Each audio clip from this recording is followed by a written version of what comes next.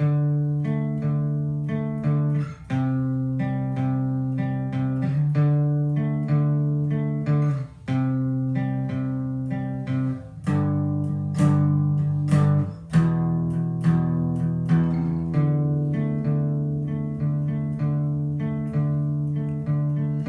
looking for heaven in broken pieces of glass.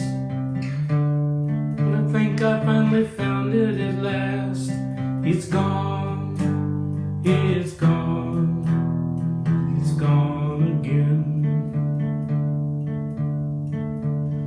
A broken mirror of what perfection used to be. Looking for pieces, do you have some for me? No, they're gone, they're gone, they're gone again. Somewhere in this mess is a letter sudden red. In it lies the answers to questions we all ask.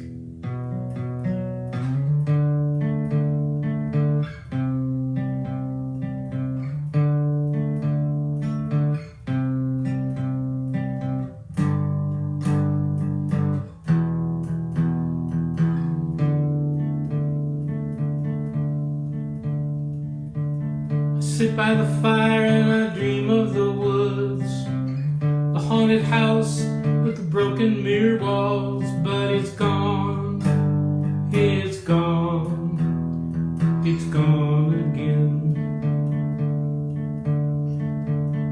See the moon with the clouds sailing by, see the ghost of what I miss most. But it's gone, it's gone, it's gone again.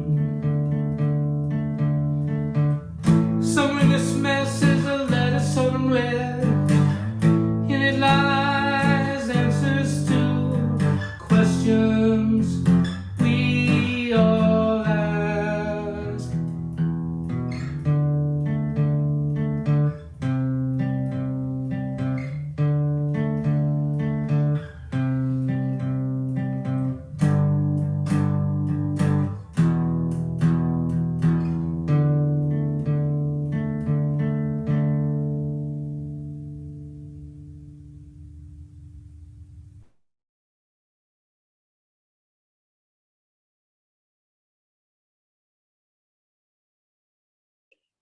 Good morning, everybody.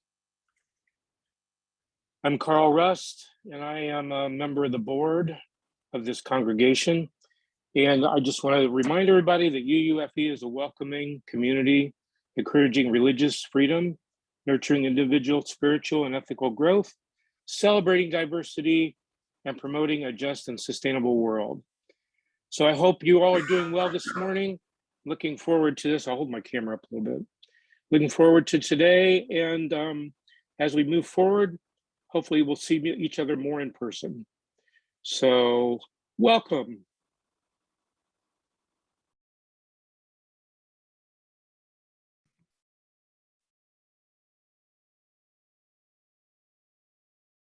Good morning, everyone. My name is Amy Kaliza DeBeck. My pronouns are she, her, and hers, and it is my privilege to serve here at the Unitarian Universalist Fellowship of Elkhart.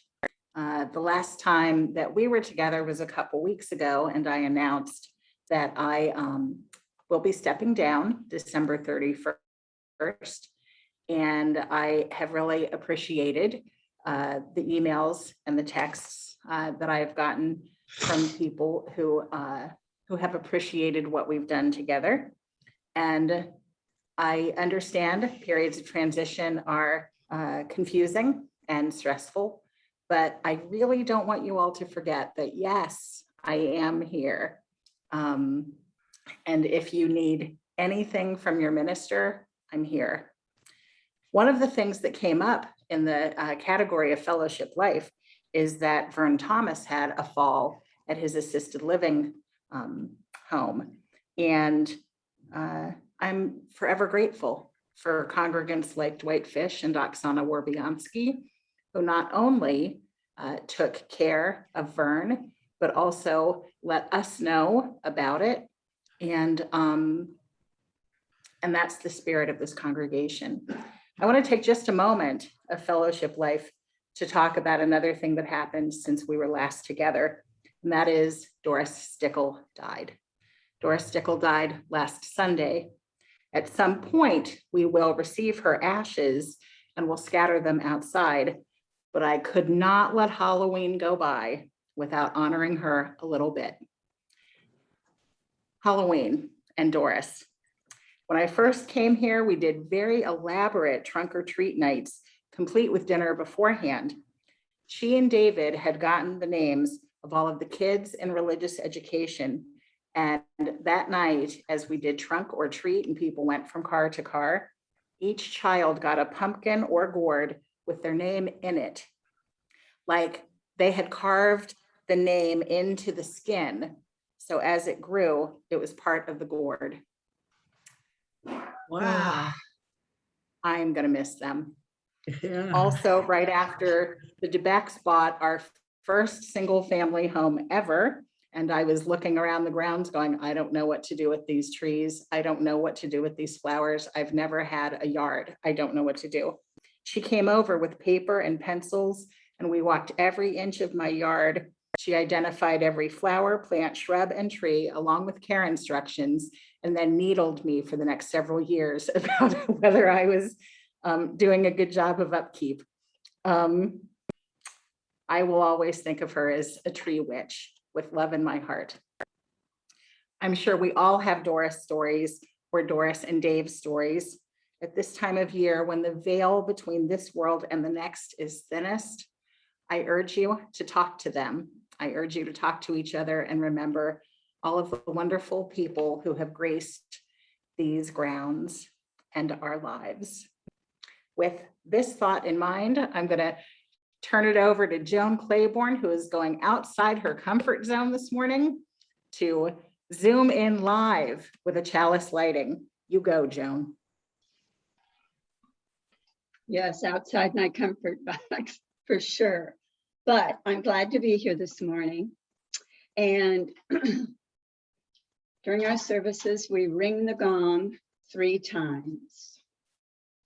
Once for those who came before us and made a place for us.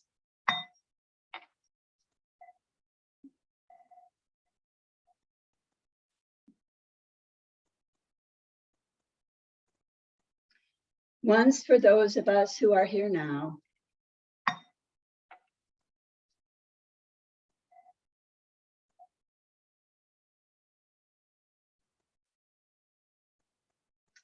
And once for those who will come after us and build on the dream.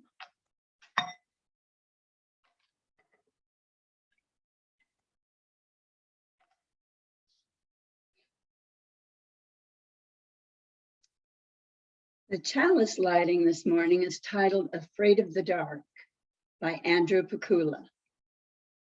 In sightless night, terrors draw near, nameless fears of talon and tooth. Hopelessness yawns before us, an abyss. Alone and unknown in the gloom, longing for the dawn. O sacred flame blaze forth, wisdom brought to life. Guide us with the light of hope, the warmth of love, the beacon of purpose and meaning. Because we are all afraid of the dark, let there be light.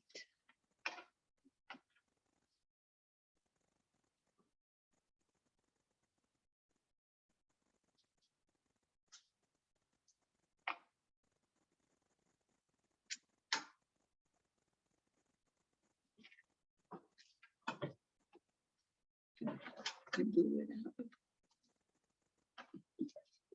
I blew it out.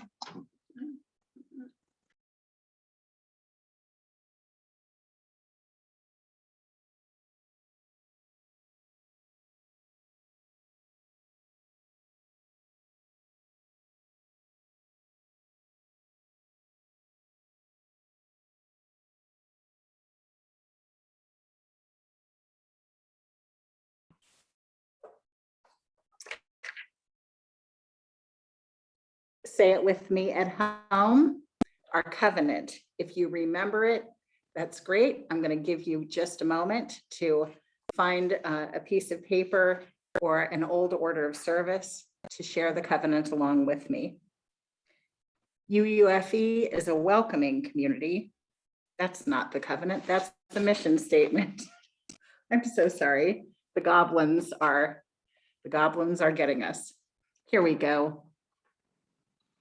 Love is the spirit of this church, and service is its law, to dwell together in peace, to seek the truth in love, and to help one another. This is our covenant.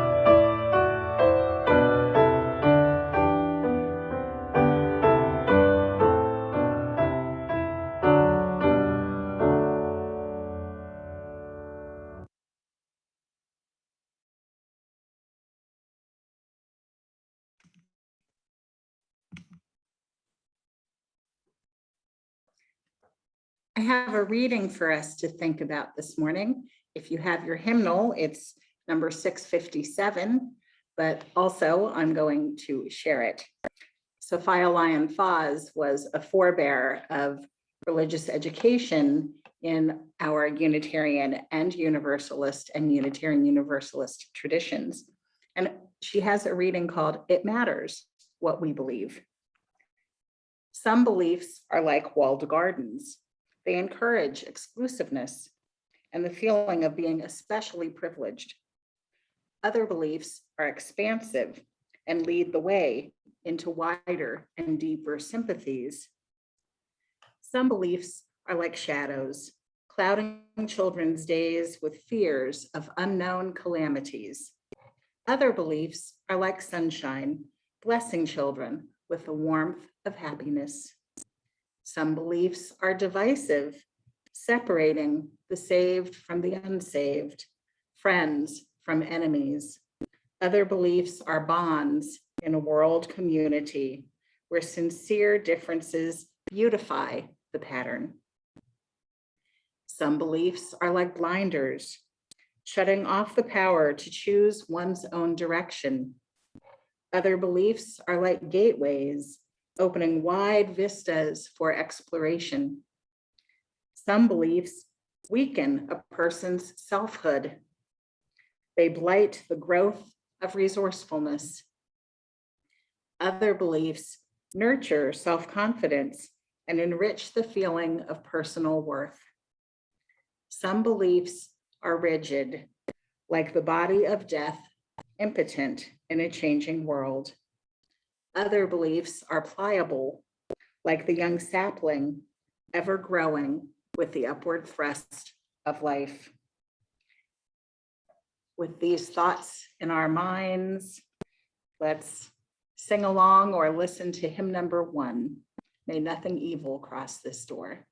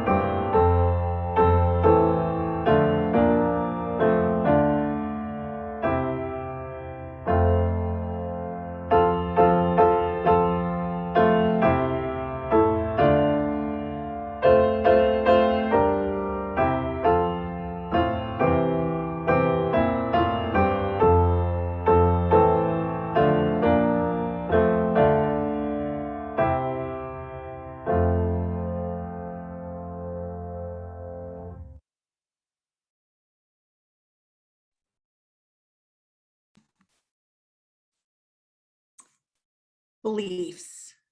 Beliefs can be of a religious nature about God or afterlife and such, and beliefs can be more secular. A commonality is that beliefs often shape how we move through this world. For instance, social justice is a cornerstone of this faith. How many figures in world history do we admire because they worked for justice? Martin Luther King Jr., Gandhi, Michael Servetus, Anne Hutchinson, Dietrich Bonhoeffer, Angela Davis, and too many others, to mention held deep-seated beliefs in human rights. They stood up to their oppressors regardless of the personal costs to them, even if it meant their lives were in danger. People of many faiths can get behind the same justice action. Values are shared, even if they arrive at the same place, having come from different houses. What we believe will influence our choice of religion, surely, but also our spending, our friendships, our leisure time, and more. Even within a religion, should we choose to join a congregation, money follows mission. And so what that group espouses to believe is important. For instance, I love to purchase products when I know where the money goes, like how the Body Shop supports Amnesty International, or local artists feed the artist and my soul, or that minority-owned or managed companies exist even in our end-stage capitalism. We must continuously examine our beliefs to make sure that our monies, our energies, and voices represent who we really are as individuals and in groups. If a religious group espouses to believe in the importance of educating children or recruiting new members or getting out their saving message to the world, but those budget lines are minimal compared to, say, how much money is budgeted for the upkeep of the building, we would need to ask ourselves before joining, what do they really believe in? Think Crystal Cathedral. Money follows mission. What missions do you believe in? Beliefs are not entirely about money, of course. For instance, it does not cost me any money to believe that feminism is the radical belief that women are people. This belief puts me at odds with those whose belief in God includes the necessity that God is male, and so must his clergy be. Beliefs can also separate family members from each other. If somebody is homosexual and that family's God only recognizes heterosexuality as being godly. Beliefs drive our actions, even our ability to love. Unitarian Universalism has given me the courage to become the best version of who I am. And I know many people who feel that about their faith family too. I hope that this faith and this congregation has done the same for you all. Even if you are a visitor and choose not to ever join a congregation, I will say to all of us assembled that we must continually examine our beliefs. While they motivate our actions, sometimes we have experience in life that might change what we believe. And that's more than okay. It means we're growing. When there's no room to ask questions about something one believes in, or if a faith community is based on doing as you're told, there's no room for growth, not of the people involved, not of the faith as a whole. How many stories have been told of the harm done to individuals or groups when a charismatic leader rises to the top of popular culture and shuts down dissent? Dissent is part of democracy, even in a congregation. And also, it's one of our principles. In its extreme, quieting dissenters can give rise to fascism, military dictatorship, and a lot of death and destruction. We're seeing this now with the cult of personality around the previous president, who almost led a successful coup against the duly elected US government, and whose time in office led to a rise in hate crimes and the death of over 700,000 Americans. Why am I talking about this? About church? A dear friend of mine has become separated from a close member who fell into the QAnon group. We prayed together for the deliverance of that family member from the death cult, which grabbed them in a vulnerable time. Cults have very specific beliefs that include and are centered around being at odds with the rest of the world because they alone hold the capital T truth. Becoming cut off from the rest of the world is a goal of any charismatic leader so that they can lead an insular group serving their own interests. They might even number in thousands, but they are still insular. Think of groups that are more interested in serving the wants and desires of that group rather than providing healing to a bruised and hurting world.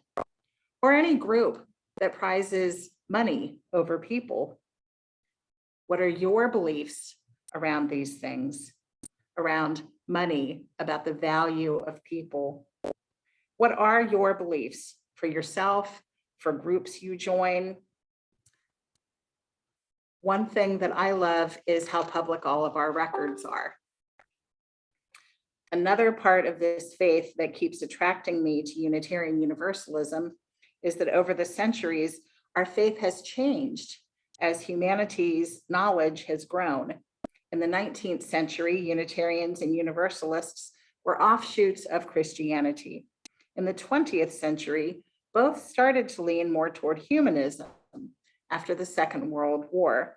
The Humanist Manifesto had gotten published, and people were imagining how to still have the social structure of church without the God message. And the reason for that is that so many people lost their faith because what kind of God would allow for the wholesale murder of 1 million people? When the Unitarians and Universalists merged in 1961, it created a new faith. And that faith wasn't really articulated well until 1985, when the 7 principles were adapted, and then they were updated again in 1995. These principles and their 6 sources serve as a covenant between the Unitarian Universalist Association and all of its member congregations, of which we are a part. It's our 60th anniversary. Ours is a covenantal religion, which means by becoming a member of a UU church, we abide by these 7 principles. There is a movement afoot, which UUFE might choose to study, of adding an 8th principle. And that proposed principle reads, we, the member congregations of the Unitarian Universalist Association, covenant to affirm and promote journeying towards spiritual wholeness by working to build a diverse, multicultural, beloved community by our actions that accountably dismantle racism and other oppressions in ourselves and our institutions. We as a faith have fallen, oh, that's the end of the quote. We as a faith have fallen short over the decades to address the oppression of people of color and the influence of white supremacy, even within our own ranks. When the UUA adopts this in a few years, it won't be the end-all be-all solution, but it's a step in the right direction to address how we have all been swimming in the waters of white supremacy. And these conversations would not have been possible 10 to 15 years ago. I see our religion as a field of reeds who bend but don't break. One of the most famous quotes by James Luther Adams, who was the preeminent UU theologian of the 20th century. Adams said, an unexamined faith is not worth having, for it can be true only by accident. From the UU World magazine, dated January 2005, there was an article written by Christopher Walton, and it was about James Luther Adams' examined faith. He was quoting a James Luther Adams scholar, Reverend Beach. And the quote is this: faith is not fundamentally about one's beliefs, but about one's commitments. Find out what someone values the most and you will have found the object of their faith, whether they consider themselves religious or not. Is it success? Is it the adrenaline rush of crisis? Is it comfort? Is it religion?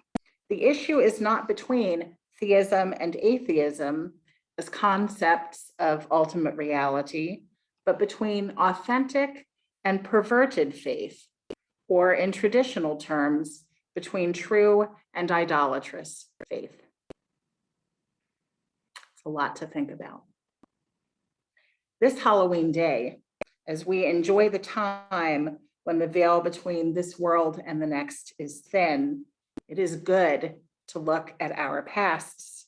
Examine the beliefs you learned from your ancestors, actual or spiritual, and ask yourself, does it still move you? Have you outgrown it? Examine the groups whose memberships sustain you. Is there anything still said or done that maybe isn't relevant anymore? It is good to look at past beliefs that we still carry that maybe we should shed, like a snake skin. That was my nod to Halloween, having scary things like snakes. I will miss those Halloween nights when the kids would empty out all of their goodies, and then the NATO level negotiations would begin. They knew which ones have value and which ones will not serve them well. You want to go trick-or-treating with kids who have peanut allergies because you're going to get all the Reese cups. They're not afraid to be true to themselves, and neither should we.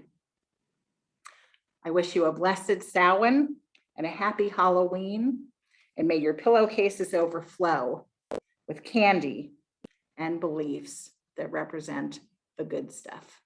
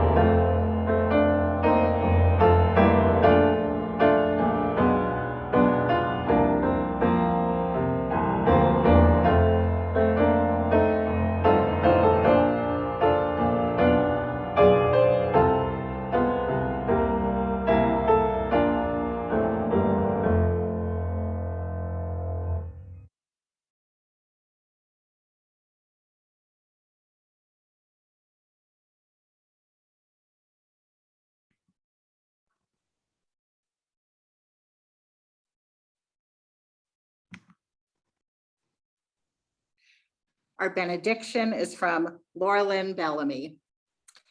If here you have found freedom, take it with you into the world. If you have found comfort, go and share it with others. If you have dreamed dreams, help one another that they may come true. If you have known love, give some back to a bruised and hurting world. Blessed be. Amen. Go in peace.